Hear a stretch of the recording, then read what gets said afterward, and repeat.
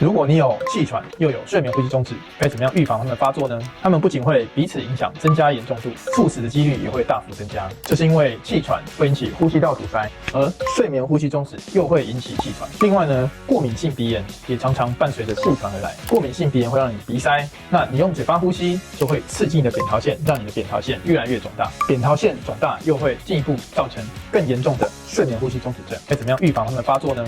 第一步，我们可以考虑佩戴阳压呼吸器，这样我们可以在睡觉的时候减少支气管的收缩跟气喘，让呼吸道不会塌陷，改善睡眠呼吸中止。另外呢，如果发现有鼻塞、过敏性鼻炎跟扁桃腺肥大，不妨积极治疗，使用微创手术改善鼻塞，或是切除扁桃腺。追踪徐医师，一夜好眠不打呼。